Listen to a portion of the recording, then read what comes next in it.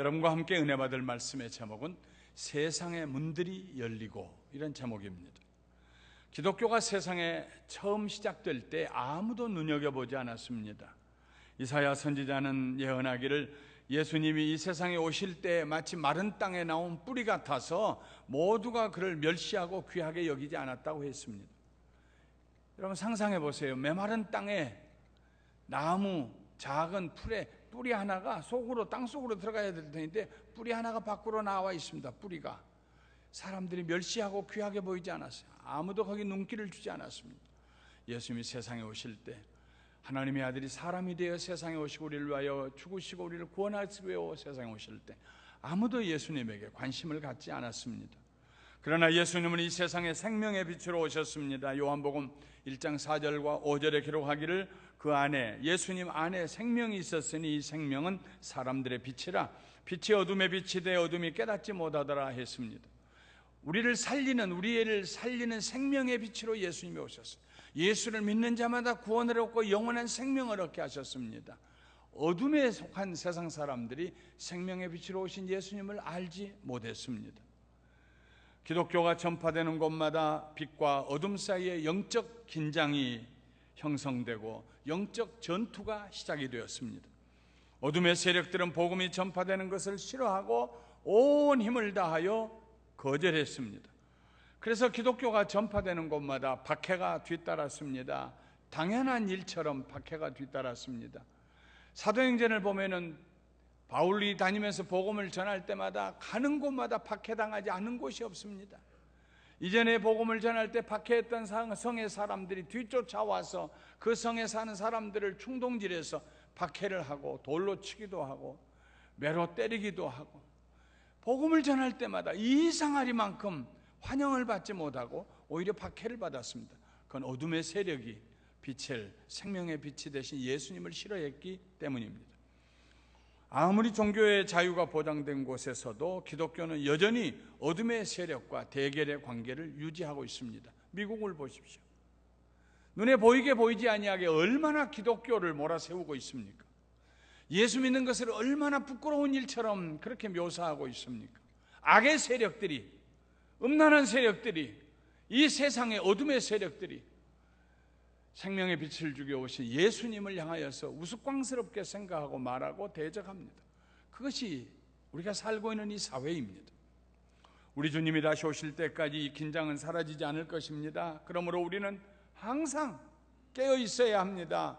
모든 일들을 자연적인 일들로 보지 아니하고 영적인 차원에서 주의 깊게 살펴보고 이해해야 합니다. 오늘은 기독교가 최초로 선교사를 파송했을 때 어떤 일이 일어났는가에 대해서, 바나바와 사울이 안디옥 교회에 보냄을 받아 선교사로 최초로 1차 세계 선교 여행을 다니고 다시 안디옥 교회에 돌아올 때까지의 일들을 기록한 사도행전 13장과 14장을 중심으로 여러분과 은혜를 나누려고 합니다. 안디옥 교회는 이방인들이 중심이 된 최초의 교회입니다. 구레네 사는 유대인 몇 사람, 구브로 사는 유대인 몇 사람들이 안디옥에 와서 최초로 유대인이 아니한 이방인 사람들을, 헬라 사람들에게 복음을 전했습니다. 그래서 그들이 예수님을 믿게 됐어요. 그들이 모였습니다. 교회가 형성이 되었습니다. 크게 교회가 부흥했습니다. 그 말을 듣고 예루살렘에 있는 사도들이 바나바를 그곳에 파송해서 알아보게 했습니다. 바나바는 예루살렘 교회가 파송한 교사였습니다. 안디옥은 지금으로 말하면 터키의 동남쪽에 있는 시리아와 국경지대에 있는 안타키아라는 지역입니다. 보다 더 큰 도시의 하나의 변두리를 형성하고 있는데 그 도시의 이름은 하타야입니다. 그 하타이라고 하는 도시에 있는데 옛날에는 거기까지가 시리아였어요. 그래서 시리아의 안디옥이었습니다. 수리아의 안디옥. 그러나 지금은 터키가 더 점령하고 내려와 가지고 터키 땅이 되었습니다. 안디옥 교회는 초대교회 시대에 중요한 역할을 합니다. 알렉산드리아에도 교회가 있고 로마에도 교회가 있었지만 특별히 안디옥 교회는 하나님의 말씀을 말씀 그대로 성령 충만하고 더 성령 충만함을 추구하는 그런 교회였습니다. 거기에서 유명한 신학자들, 초대 교부들이 많이 탄생했습니다. 안디옥 교회의 특성은 기도하는 교회입니다. 사람들이 모여서 의논해 가지고 일을 정하고 행사를 진행하는 그런 교회가 아닙니다. 사람들 보기 위해서 밖으로 외관을 더 꾸미는 교회가 아니었습니다. 안디옥 교회의 특성은 기도하는 교회였습니다. 어떻게 하면 주님을 더 잘 섬길 수 있을까? 우리 주님이 원하시는 일이 무엇일까? 때로는 온 교회가 금식하면서, 주님을 섬겨 금식하면서 하나님 앞에 기도하는 교회였습니다. 하나님, 어떻게 하면 우리가 주님을 기쁘시게 할 수 있을까요? 어떻게 주님 원하시는 일을 할 수 있을까요? 어떻게 우리 교회가 주의 손에 들림받아 쓰임받을 수 있을까요? 금식하며 기도했어요. 그 교회는 성령님의 인도하심에 절대 순종하는 교회였습니다. 그들이 주를 섬겨 기도하는데 성령님의 음성이 들려왔습니다. 예언자를 통하여서 예언의 말씀으로 들려왔는지, 아니면 온 교인들이 듣는 육성으로 들려왔는지, 아니면 교회 성도들이 기도하다가 이상하다고, 장로님 내가 기도하는데 자꾸 이런 생각이 든다고, 저도요 그래가지고 온 교인들의 마음에 성령의 감동하심으로 하나가 되어서 그 음성을 듣게 됐는지, 성경은 우리에게 분명히 얘기하고 있지 않지만 안디옥 교회 성도들은 한 목소리로 말하기를 성령님이 우리에게 말씀하셨다, 이렇게 생각했습니다. 주를 섬겨 금식할 때 성령이 이르시되 내가 불러 시키는 일을 위하여 바나바와 사울을 따로 세우라 하시니 이에 금식하며 기도하고 두 사람에게 안수하여 보내니라. 주님을 섬기기 위해서 주님, 어떻게 주님을 더 잘 섬길 수 있을까요? 금식하며 기도하는데 성령님이 그들에게 말씀하시죠. 내가 불러 시키는 일을 위하여서, 내가 불러 시키는 일을 위하여서 바나바와 사울을 따로 세워라. 그래서 바나바와 사울을 따로 세우고 온 교회가 기도하고 그들에게 손을 얹어 안수하고 보냈습니다. 성령님이 인도하시는 대로 가십시오. 성령님이 원하시는 일을 하십시오. 그래서 바나바와 사울이 안디옥 교회를 떠나서 복음을 전하기 위해서 기독교 역사의 최초의 선교사가 되어서 둘이 짝을 이루어, 옛날에 예수님께서 둘씩 짝을 이루어서 70명의 제자들을 보내셨던 것처럼 복음을 전하기 위해서 세상으로 나갑니다. 바울이 선교사로 부르심을 받고 보내심을 받을 때까지 세월이 14년이 흘렀습니다. 다메섹으로 가는 길에서 예수님을 만난 이후에 14년 만에 일어난 일입니다. 그는 약 3년 동안 다메섹에 있으면서 아라비아에 가 사마에 가서 더 기도하고, 그리고 주를 만나고 계시를 받고 돌아와서 그 다음 다메섹에서, 다메섹 교회에서 3년을 복음을 전하고 성도들을 가르쳤어요. 다메섹의 왕이 그를 잡으려고 할 때 그의 제자들이 그를 바구니에 담아서 성 밖으로 달아내려서 다메섹을 떠납니다. 예루살렘에 가서 사도들을 만나고, 거기서도 복음을 전하다 핍박을 당하니까 사도들이 그를 그의 고향 다소로 보냅니다. 다소는 터키의 해안가에 있는, 동남쪽에 있는 해안가에 있는 도시입니다. 그래서 그가 적어도 7년에서 10년 사이 그의 고향 다소에 머무릅니다.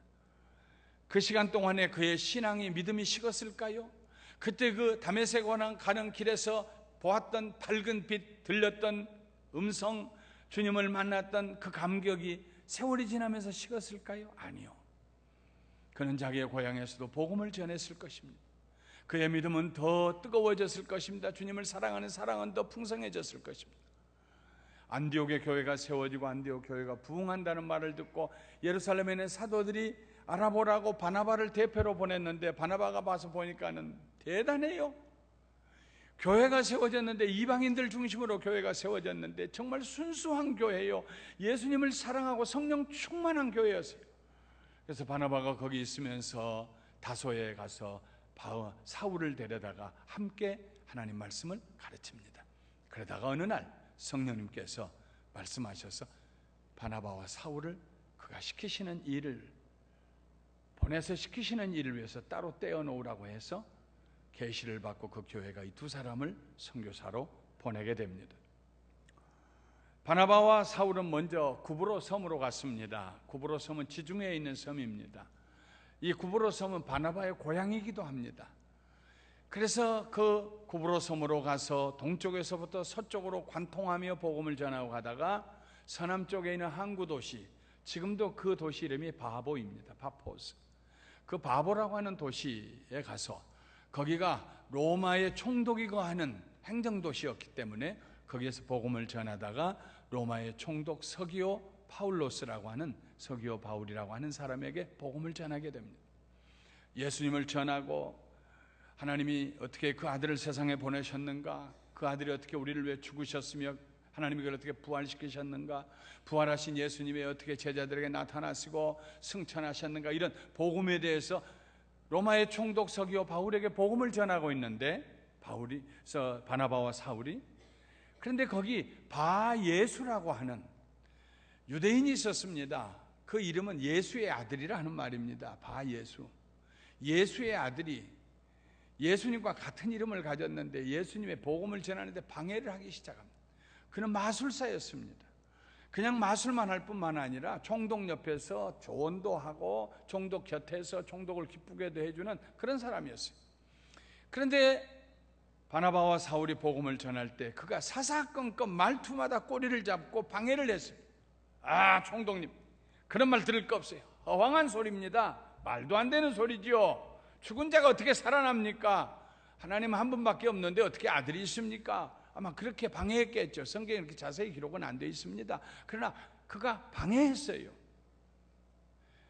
그때에 바울이라고 하는 사울이, 여기서 처음으로 사울의 이름이 바꿔집니다. 바울로.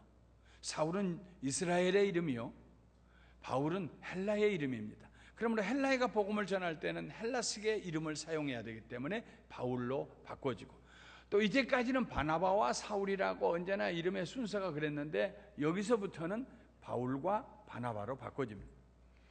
바울이 성령이 충만하여 그를 주목하면서 이렇게 말합니다. 모든 거짓과 악행이 가득한 자요, 마귀의 자식이요, 모든 의의 원수요, 주의 바른 길을 굽게 하기를 그치지 아니하겠느냐? 보라, 이제 주의 손이 내 위에 있으니 네가 맹인이 되어 얼마 동안 해를 보지 못하리라 하니 즉시 안개와 어둠이 그를 덮어 인도할 사람을 두루 구하는지라. 이에 총독이 그렇게 된 것을 보고 믿으며 주의 가르치심을 놀랍게 여기니라. 최초로 구브로 섬에 가서 바보라고 하는 곳에 가서 로마의 총독 서기오 바울에게 바울과 바나바가 복음을 전하는데 거기 예수의 아들이라고 이름하는 유대인 마술사가 있어서 말마다 방해를 하고 복음을 전하지 못하게 하고 회방을 합니다. 그때 바울이 이 마귀의 자식아, 그건 마귀 하는 일이니까 내가 어찌하여 하나님의 일을 방해하느냐? 내가 이제 눈이 어두워서 보지 못하게 되리라. 영원히는 아니고 당분간이요. 그래서 즉시로 자기 인도할 사람을 구하였습니다. 아무것도 안 보여서. 그때 그 로마의 총독 바울이 그걸 보고 예수님을 믿었다는 말입니다. 거기를 지나서 바울과 바나바가 배를 타고 터키 본토에 이르러서 버가에서 비시디아 안디옥으로 올라갑니다. 이 비시디아 안디옥에 왜 거기를 갔을까? 훗날에 고고학자들이 비시디아 안디옥에서 발굴을 하다가 비문이 적혀있는 큰 돌 하나를 발견했는데 거기에 루시오스 서기오 파울로스 영거라는 그런 비문이 발견이 됩니다. 그러니까 이건 바보의 총독이었던 서기오 바울의 자녀였을 것이다. 혹은 동생이거나 더 어린 영거, 더 어린, 오늘날로 얘기하면 2세 그 말입니다. 서기오 바울 2세 이런 말입니다.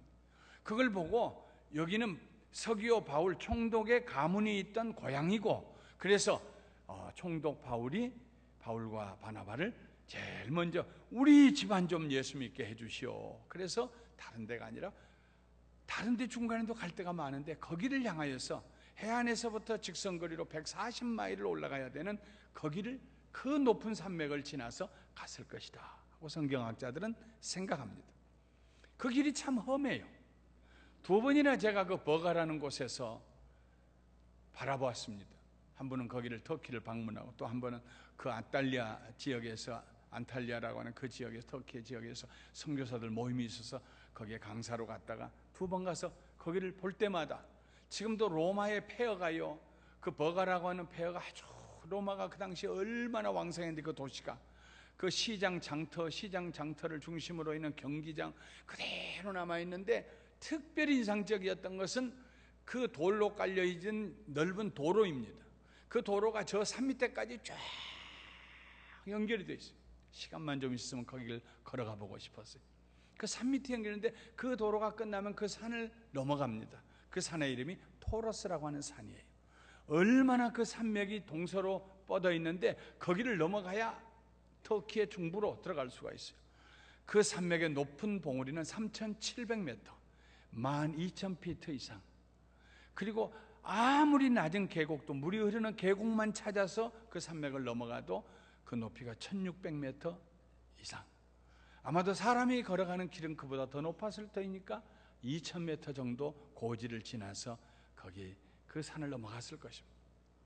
강도가 많기로 유명했습니다. 산길도 험하지만 가파르게 올라가서 강도들이 많아서 옛날에 로마가 거기다가 부대를 주둔시켜 놓을 정도가 되었습니다. 왜냐하면 실크로드가 거기를, 그 위를 지나가고 있기 때문에 산맥 위를, 거기를 치안을 담당시킨, 그렇게 기록이 되어 있습니다. 바울과 바나바는 이 험준한 산을 넘어가야 가서 비시디아 안디옥에 가서 복음을 전하는데, 함께 갔던 바나바의 조카 요한이라고 하다는 마가는 청년은 아마도 그 길이 너무 험한 것을 보고 강도가 두려웠던지 거기까지 왔다가 예루살렘으로 돌아갑니다. 이 요한 마가에 대해서는 또 다음에 말씀을 드리도록 하겠습니다. 바울은 비시디아 안디옥에서 복음을 전합니다. 그가 전한 복음의 내용을 사도행전 13장 보면은 스데반처럼 전했어요. 그가 돌로 죽여야 된다고 소리쳤던 그 스데반과 같이 자기도 복음을 전했어요. 이스라엘의 역사를 다 거스르면서, 그러면서 베드로처럼 복음을 전합니다. 다윗을 통하여 하나님이 예언하셨는데 그의 아들을 세상에 보내실 때 그 아들이 죽지 않고 썩지 않냐고 부활하신다. 그리고 부활하여서 그의 제자들에게 보이셨고 지금은 하나님 나라에 계신다 하는 그 복음을 스데반처럼, 베드로처럼 전합니다. 복음이 달라질 수는 없어요. 복음은 언제나 같은 내용입니다. 복음이 변질될 수는 없습니다. 다른 복음이 없습니다. 여러분, 이제까지 기독교가 전한 그런 복음 말고 내가 진짜 복음을 전하겠다고 나서는 사람이 있으면 101% 그 사람은 이단이요.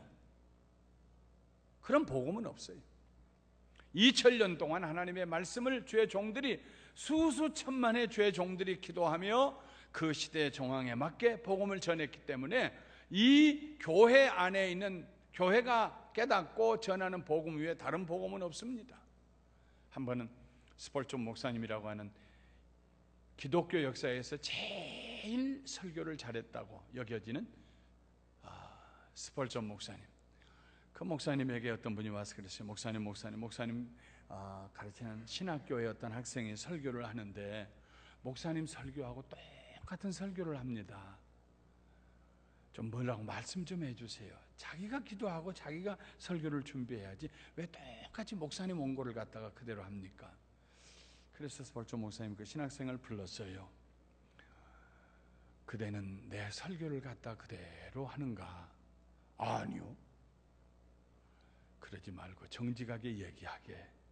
안 했습니다. 그럼 그 원고를 가져오게. 원고를 가져와서 보니까 자기 설교하고 똑같아요. 이래도 내 설교를 그대로 하지 않았다고 할 그렇게 생각인가? 그러니까 그 학생이 말하기를, 다른 분의 설교를 이용은 하긴 했는데요, 목사님 건 안 하고 목사님보다 더 먼저 사시던 다른 분의 설교 같다 했습니다. 그래서 스펄전 목사님이 그 먼저 사셨던 다른 목사님 설교를, 원고를 갖다 보니까 그 원고하고 자기 설교 원고하고 똑같은 거예요. 거기서 깨달았어요. 세상의 해 아래 새 것은 없다. 하나님의 말씀을, 복음을 전할 때 성령님이 전하게 하시기 때문에 내가 이제까지 안 해본 얘기를 한다, 그런 일은 없어요. 그래서 설교자는 겸손한 것입니다. 그날 그 시간에 하나님이 주시는 말씀을 전해서 본인도 듣는 성도님도 은혜받게 하는 것이지, 교만해가지고 나는 아무도 해본 적이 없는 말을 한다, 천만에요. 그런 말은 없어요.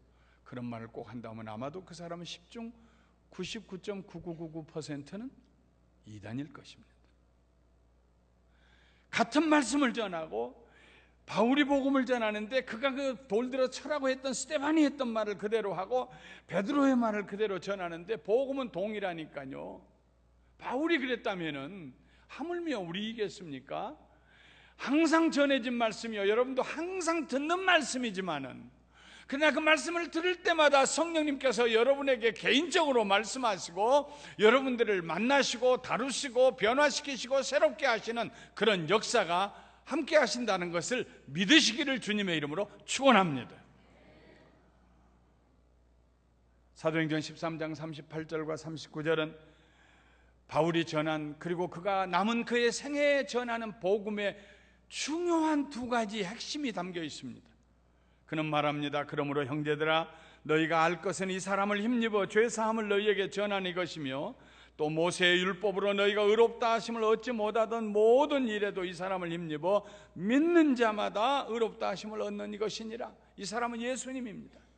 그러므로 형제들아, 비시디 안디옥에 가서 회당에 들어가서 유대인들에게 복음을 전합니다. 그러므로 형제들아, 유대인 내 형제들아, 하나님께서 이 사람 예수 그리스도를 힘입어서 그가 우리를 위하여 십자가에 대신 죽으시고 우리의 죄를 담당하셨기 때문에 그 예수님을 힘입어 그 보배로 피를 의지하여서 우리가 죄 사함을 받는다. 우리 죄가 용서받는 길은 다른 거 없다. 그리고 그를 믿음으로 말미암아 우리가 율법을 지킴으로는 도저히 의롭다함을 얻을 수 없었는데 그를 믿음으로 말미암아 의롭다함을 얻는다. 우리가 그로 인하여 죄사함을 받는다. 우리가 그로 인하여서 의롭다함을 받는다. 이게 바울 사도의 모든 가르침의 양대축입니다. 그리고 의롭다함을 얻은 것은 죄사함을 받았기 때문이요, 결국은 하나가 된 것입니다. 우리가 예수로 말미암아 예수를 믿을 때 죄사함 받고 의롭다함을 얻는다. 이게 바울 사도의 가르침의 핵심입니다. 그 말씀을 비시디 안디옥에 가서 회당에서 유대인들에게 전하고 가르칩니다. 두 번째 안식일에는 그 성에 사는 사람들이 다 몰려와서 회당을 가득 채웠어요. 그것을 보고 유대인들의 마음이 갑자기 시기가 일어났습니다. 질투가 일어났어요. 그래서 유대인들이 바울이 말하는 것을 반박하고 비방했습니다. 그때 바울이 그들에게 놀라운 선언을 합니다. 놀라운 선언. 바울과 바나바가 담대히 말하여 이르되 하나님의 말씀을 마땅히 먼저 너희에게 전할 것이로되 유대인인 너희들에게 먼저 전할 것이로되 너희가 그 말씀을 버리고 영생을 얻기에 합당하지 않은 자로 자처하기로 우리가 이제는 이방인에게로 헬라 사람들에게로 유대인이 아닌 다른 사람들에게로 향하노라. 주께서 이같이 우리에게 명하시되 내가 너를 이방의 빛으로 삼아 너로 땅끝까지 구원하게 하리라 하셨느니라. 주께서 우리에게 명령하시기를 내가 너를 이방인들을 위한 빛으로 삼아서 너로 땅끝까지 구원하게 하리라 하셨느니라 하니 이방인들이 듣고 기뻐하여 하나님의 말씀을 찬송하며 영생을 주시기로 작정된 자는 다 믿더라. 주의 말씀이 그 지방에 두루 퍼지니라. 그 이후로도 바울 사도는 가는 곳마다 먼저 회당을 찾아가서 유대인들에게 복음을 전했습니다. 그러나 그때마다 유대인들이 그를 거절했어요. 그래서 다시 이방인에게 가서 복음을 전하고, 복음을 전하면 그 복음이 퍼져나가는데 요원의 불길처럼 퍼져나가서 그가 복음을 전했던 그 성에도 교회가 세워지고 거기서 예수 믿은 사람들이 고향에 가서 교회를 세우고, 그래서 소아시아의 교회들이 세워지기 시작합니다. 비시디 안디옥을 떠난 바울과 바나바는 100여 마일 동쪽에 있는 이고니온으로 갔습니다. 이고니온은 지금의 코냐라고 하는 도시입니다. 큰 도시입니다. 그곳에서 복음을 전하다가 다시 박해가 일어나 사람들이 돌을 들어서 치려고 하니까, 돌을 던지려고 하니까, 그리고 그 박해를 일으킨 대부분의 그 주류가 유대인들이었습니다. 그래서 도망을 가서 남쪽에 있는 루스드라에서 복음을 전했습니다. 루스드라에서 복음을 전할 때에 그 복음을 전할 때 와서 듣고 있는 사람 중에 한 사람이 나면서부터 걸어보지 못한 사람이었습니다. 나면서부터 걸어보지 못한 사람. 그런데 복음을 전할 때 그 나면서부터 걸어보지 못한 그 사람의 눈빛이 달라요. 저도 설교를 하면 말씀을 전하면은요, 난 우리 교회 성도님들을 너무너무 내가 사랑하고 감사하고 존중히 여기는 것은 여러분들은 눈도 깜짝하지 않고 저를 쳐다봐요. 몸도 움직이지 않아요. 옛날에 한번 저희 교회 부흥회에 오셨던 어떤 목사님이, 아니 이 교회는 이상하다고, 은혜가 더 임하면 사람들이 숨을 죽이고 소리도 안 낸다고, 아멘 좀 하라고. 그러니까 또 우리 교인들이 아멘 하다가 또 조용해져요. 그분이 우리 교회 성도님들의 진심을 몰라서 그렇지. 우리 교인들은 은혜를 받으면은 막 거기 빨려 들어가 가지고 조용해 가지고 아멘 해야 될 자리도 안 해요. 그래 나는 이해해요. 여러분들이 아멘 안 해도 성도님들이 속으로 우레와 같이 지금 마음으로 아멘하고 있을 거다. 내 말이 맞아요? 그러니까 저는 여러분들에게 아멘 하십시오 이런 얘기 안 해요. 예. 그래도 어떤 분들이 아멘 하면 감사하지만 우리 교회 성도님들은 참 독특한 어느 교회든지 문화가 있어요. 우리 교회는 문화가 독특한 우리 교회의 성품이 흐름이 은혜를 받으면 조용해지는 거예요. 나는 그걸 알기 때문에 하나님의 영이 임재하실 때에는 그리고 하나님의 음성을 들어요. 그 음성을 들으며 하나님과 대화를 해요. 맞아요 주님. 그런데 꼭 그래요 주님. 나는 넘어졌어요. 죄송해요. 설교를 듣고 하나님 말씀을 들으면서 여러분들은 수많은 얘기를 하나님께 하고 있어요.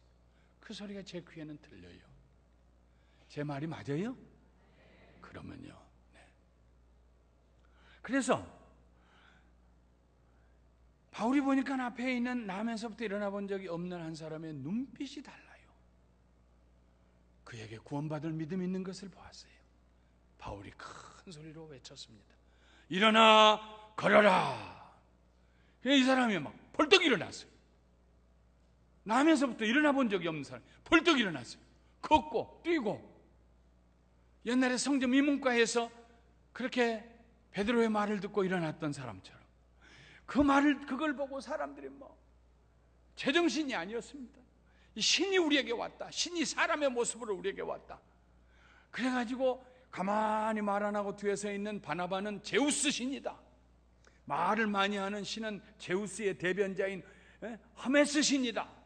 그래가지고 바나바와 바울을 제우스와 허메스라고 두 신이라고 이름을 붙여서 그 말을 하니까는 저 밖에 있던 제우스 신전의 제사장이 소 한 마리를 끌고 와서 꽃다발을 가지고 와서 이 두 사도 앞에 와서 제사 지내겠다고, 신이 임하였다고, 소 잡아 제사 지내겠다고. 그때 바울이 자기 옷을 찢고 말리면서 말합니다. 여러분이요 어찌하여 이러한 일을 하느냐. 우리도 여러분과 같은 성정을 가진, 여러분과 같은 피와 살을 가진 똑같은 사람이다. 여러분에게 복음을 전하는 것은 이런 헛된 일을 하지 말고 천지와 하늘과 땅과 바다와 그 가운데 만물을 지으시고 지금도 살아계신 하나님께로 돌아오라고 너희들에게 복음을 전하는 것이다. 이것은 우상 숭배하는 것이건 헛것이다. 세상에 다른 신은 없다. 그래서 사람들이 혼란에 빠졌어요. 분명히 눈으로 기적은 보았는데, 그래서 신이 한 일이라고 생각했는데 자기들은 신이 아니라고 그러고 하나님을 믿으라고 그러고, 그러는 가운데 저 이고니온과 비시디 안디옥과 이고니온으로부터 유대인들이 뒤쫓아왔습니다. 그리고 사람들을 충동질했습니다. 저 바나바와 바울을 말 듣지 말으라고, 저 사람들 나쁜 사람들이라고, 혼란을 시킨다고. 그래가지고 루스드라에 있는 사람들의 마음이 180도 변해가지고 충동을 받아서 돌로 바울을, 무더기 돌을 던져서 바울을 죽였습니다. 바울이 죽은 줄 알고, 아마 죽었을 거예요. 죽은 줄 알고 바울을 시체를 끌어다가 성 밖에다 내 던졌습니다. 근데 하나님께서 바울을 다시 회복시키셔서 일어나게 하셨어요. 일어나서 그 밤에 들어가서 그 루스드라에 있는 예수 믿게 된 사람들을 잘 격려하고 뒷날 더베라는 곳에 내려갑니다. 더베에 가서 복음을 전하고, 바울과 바나바는 가는 곳마다 교회를 세우고 장로들을 택하여 든든히 서게 했습니다. 그리고 더베로부터 동쪽으로 160마일만 더 가면은 바울 자기 고향 다소가 있지만은 거기에 가지 아니하고 다시 더베로부터 루스드라로, 루스드라에서 이고니온으로, 이고니온에서 비시디 안디옥으로, 비시디 안디옥에서 다시 그 토로스 산맥을 타고 내려와서 아달리아로 와서 배를 타고 시리아에 있는 안디옥으로 옵니다. 성령의 인도하심을 받아서 그들 어디를 가든지 그 가는 길이 그냥 우리 어디로 갈까? 바나바 어디로 가면 좋겠어? 의논해서 가는 게 아니었습니다. 성령님의 인도하심을 받아서 갔어요. 그래서 그 끝나고 고향으로도 가지 아니하고 더 배에서 다시 그 길을 돌아서서 안디옥으로 돌아오게 됩니다. 성경학자들은 이 첫 번째 선교 여행이 2년은 좋게 걸렸으리라고 생각합니다. 그들이 안디옥에 이르렀습니다. 사도행전 14장 27절 28절에 보면은 그들이 이르러 교회를 모아 하나님이 함께 행하신 모든 일과 이방인들에게 믿음의 문을 여신 것을 보고하고, 이방인들에게 하나님이 행하신 모든 일과 이방인들에게 믿음의 문을 여신 것을 보고하고 제자들과 함께 오래 있으니라. 이방인들에게 믿음의 문을 여셨다는 말은 다른 말로 하면 세상의 문이 열리게 하셨다는 말입니다. 세상에 굳게 닫혀있던 원수마귀 사탄이 공중권세 잡은 자가 다스리던 세상의 문이 열리고 그들이 복음을 듣게 되었다는 것입니다. 예수님께서 말씀하셨습니다. 베드로에게, 주는 그리스도 살아계신 하나님의 아들입니다 고백하는 베드로에게, 베드로야, 내가 이 반석 위에 교회를 세우리니, 믿음의 반석 위에 교회를 세우리니 음부의 권세가 견디지 못하리라. The gates of Hades, 음부의 권세, 악한 영이 다스리는 죽은 자들이 있는 세계, 그 문을 꼭 잠그고 있는 감옥과 같은 영적인 세계, 영적인 감옥의 세계의 대문이 견디지 못하고 우장창 부서지고, 그리고 그 안에 복음이 전파되고 죽었던 자들이 살아나게 될 것이라는 말씀입니다. 바울과 바나바가 첫 번째 선교여행을 갔는데 그렇게도 따라다니면서 박해하고 핍박하고 돌로 치고 죽은 줄 알고 데다 버리고 방해하고 그랬지만은 복음의 능력이 있어서 성령이 그들에게 임하시니 그들이 권능을 받아 그 권능의 능력이 나타날 때 이방인을 향한 문이 열려, 세상을 향한 문이 열리고 복음이 전파되고 교회들이 세워지고, 사랑하는 성도 여러분, 복음에는 능력이 있습니다. 승리하는 능력이 있습니다. 세상을 살리는 능력이 있습니다. 바울과 바나바의 1차 선교여행에서 우리는 기독교가 지난 2000년 동안 걸어온 선교의 발자취를 보게 됩니다. 바울과 바나바가 받았던 핍박, 박해, 모든 선교사님들이 그 핍박과 박해를 받았습니다. 새로 복음이 전파되는 곳마다 순교의 피가 흘려졌습니다. 영적인 대결이 이루어지고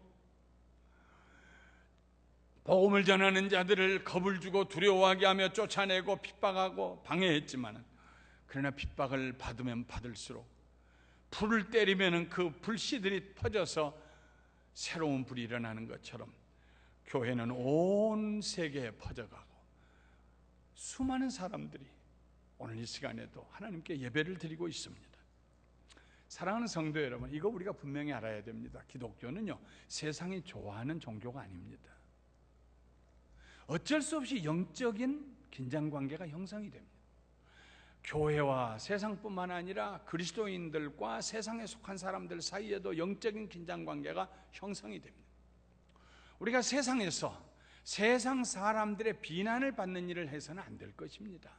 당연히 안 되죠. 그러나 세상 사람들과 벗이 되는 것도 올바른 일이 아닙니다.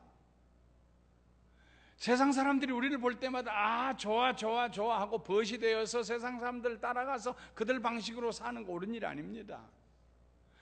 세상 사람들이 우리를 존중히 여기고 존경하는 일은 좋은 일입니다. 자기들이 못한 것을 우리가 보고 자기들의 삶과 우리가 다른 것을 보고 우리를 존중히 여기고 존경하며, 형제여 우리가 어떻게 하면 당신처럼 될 수 있나 물어보는 것은 참 좋은 일입니다. 그러나 세상과 벗이 되는 것은 좋은 일이 아닙니다. 언젠가도 한번 제가 말씀드렸습니다만 잊을 수 없는 경험, 우리 동네에서 조그만 음식점이 있어 제 아이들과 같이 식사를 하기 위해서 들어가서 앉아 있었어요. 근데 들어가서 보니까는 이른 저녁을 먹으러 갔는데 뒤에 한 5분이 한국 남자분들이 식사를 하고 있는데 벌써 소주병이 여러 병이 뚜껑을 열고 있더라고요. 그래서 그냥 헐깃 보고 앉았습니다. 그리 앉으라고 그러니까 바로 우리 뒷좌석에 조용히 기도를 하고 식사를 하려고, 아직은 기도하기 전이에요. 식사를 주문하고 있었어요. 그런데 거기서 일하는 여자 자매님 한 분이 오더니, 아이고 목사님 안녕하세요. 감사하는 교회 목사님이시죠? 그래요. 우리 교회 나오시나요? 아니요. 다른 교회 나가는데 주일날 일해서 못 나가고 새벽 기도를 거기 나가고 있어요. 그러시군요. 그러니까 내 뒤에 있는 분들은 제가 목사인 것 벌써 다 알 거 아닙니까? 큰 소리로 그랬으니까. 그때부터 제 뒤가 시끄러워지기 시작했어요. 이봐, 김 집사, 한 잔 더 해. 아, 왜 갑자기 그래? 한 잔 더 해. 나도 옛날에 교회 다녀봤어. 자네도 한 잔 더 해. 뒤로는 안 쳐다봤지만 뒤에서 무슨 일이 일어났는가 눈으로 영화를 보는 것 같이 환하게 보였어요. 아마 그 김 집사님이라는 분은 입 좀 다물어라, 말하지 말아라 좀 막 손으로 그랬겠지요. 그러니까는 더 기가 나서 그분은 김 집사 한 잔 더 하라니까. 그날 음식을 내가 어떻게 먹었는지 몰라요. 아마 거의 다 먹지 못하고 일어났을 것입니다. 사랑하는 성도 여러분, 세상에 나가서 우리가 사는 방식 때문에 세상 사람들의 비난을 받는다면, 우리가 하나님을 사랑하고 다른 사람의 허물을 덮고 강도 만난 사람을 도우며 겸손하고 낮은 자리에 섬기려고 하며 자랑하지 아니하며 우리가 그리스도를 모시고 예수님이 내 삶의 주인이 되어서 그분이 사는 삶을 내가 따라서 살아감으로 인하여 세상 사람들의 비난을 받는다면 그것이 잘된 일인 줄 아시기를 주님의 이름으로 축원합니다. 세상 사람들에게 비난을 받지 않아야 되지만은 우리가 잘못한 것 때문에 세상 사람과 벗도 되지 않아야 돼요. 빛이 어떻게 어둠과 섞일 수가 있습니까? 우리 안에 예수님이 계시는데, 우리로 인해서 세상의 문이 열리고 우리로 인해서 빛이 세상에 비치고 우리로 인해서 하나님의 나라가 세상에 세워지는 이런 일이, 이런 역사가 사랑하는 성도 여러분, 여러분과 저의 삶을 통하여서 지금도 여전히 계속되기를 우리 주 예수 그리스도의 이름으로 축원합니다. 축원합니다. 축원합니다.